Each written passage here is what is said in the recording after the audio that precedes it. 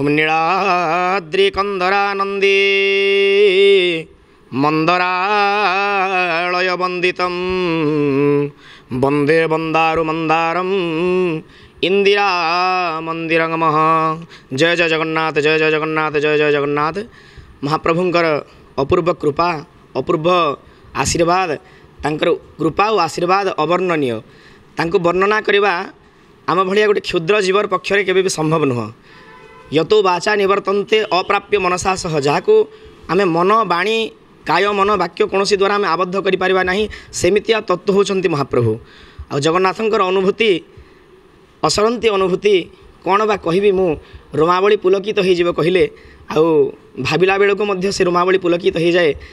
प्रथम थर घटना, मु पुरीर राधावल्लभ मठरे रोहुतिला समय कथा। प्रथम मु जाई थाए सेतेबेले तो गोटे जेतेबेले मु ट्रेन रु ओल्हे की गली, ट्रेन रु ओल्हेली राति एठू ट्रेन रे चढ़ला परे सकाळु सेठी ओल्हेली 9टा-10टा रे ट्रेन पहुँचला सेठी पूरी दुर्ग एक्सप्रेस रे मु जेतेबेले गली तो ओल्हे की गला परे ना आमर मठरे मु कहितली जे आज भोग पाइबे मु, किंतु आमर जो नना थिले, रोसिया नना जो थिले से भूली जाइथिले, से कथाटा को मने पके पारलेनी।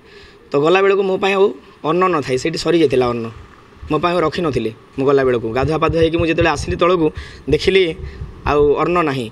एपटे राति रो किछि खाइनी, पेट पूरा भोकरे विकल हो गलानी। देखिली कौन करी कौन नाई, विचार आसला महाप्रभु आउ आपणकर क्षेत्र श्रीक्षेत्र आउ माँ साक्षात जगदम्बा महालक्ष्मी निजे अन्न पाक करुछंती, महाप्रसाद पाक करुछंती। आउ एई जगह को आसिक जदि मु आज भोकरे रहिबी ताहले एटा केड़े बड़ लज्जार कथा। आपणकर ही माने मोहर किछि जीव नाही, तो बाना बुढ़ीब गोसाई, मोर कौन जीव, मु बा गोटे क्षुद्र जीव, मोर कौन जीव, तोर ही बाना बुढ़ीब। एमितिया विचार करिकि मु जेतेबेले मंदिर पाखु गली तो हठात कौन होइछि ना, से मु आ गोटे भी भूल हो जाइछि कौन मोर ना, मंदिर को जेतेबेले मु जाइछि आ एते तरतर रे गली, भोक होउतिला प्रबल रे, एते तरतर रे मु भीतर को गली जे सेतेबेले मु अंटारे पैसा खसिबाटे भूली जाइछि, पैसा भी धरनी आ पळेली भीतर को जाइकि पुणी देखुछि अंटारे पैसा नाही।